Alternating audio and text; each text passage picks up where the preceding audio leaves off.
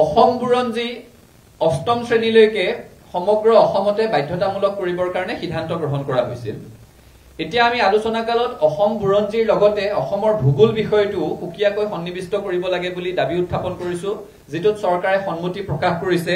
আৰু 2026 চনৰ 1 এপ্ৰিলৰ পৰা যি নতুন শিক্ষাবৰ্ষ আৰম্ভ হ'ব, তাত ছাত্ৰ ছাত্ৰীসকলে অসম বুৰঞ্জী আৰু অসম ভূগোল সুকীয়াকৈ অধ্যয়ন কৰাৰ সুবিধা পাব। এটা বিষয় হিচাপে অষ্টম শ্ৰেণীলৈকে এটো পঢ়াটো বাধ্যতামূলক হ'ব। অসমীয়া মানুহৰ ইতিহাস শীৰ্ষক এখন গ্ৰন্থ সম্পাদনাৰ কাৰণে প্ৰকাশৰ কাৰণে বিপ্লৱ কুমাৰ শৰ্মা সমিতিয়ে পৰামৰ্শ আগবঢ়াইছিল। অসমৰ সকলো জাতি জনগোষ্ঠীৰ ইতিহাস সামৰি অসমৰ জাতি গঠন প্ৰক্ৰিয়াটোক সামৰি অসমীয়া মানুহৰ ইতিহাস প্ৰণয়নৰ কাৰণে পৰামৰ্শ আগবঢ়োৱা হৈছিল। চৰকাৰে আমাক অৱগত কৰিছে যে অসম প্ৰকাশন পৰিষদে ইতিমধ্যে এই কাম আৰম্ভ কৰিছে আৰু প্ৰথম খচৰা প্ৰায় শেষ পৰ্যায়ত উপনীত হৈছে। খচৰা সম্পূৰ্ণ হোৱাৰ পাছত সদৌ অসম ছাত্ৰ সন্থাৰ সৈতেও এই সম্পৰ্কে আলোচনা কৰা হ'ব।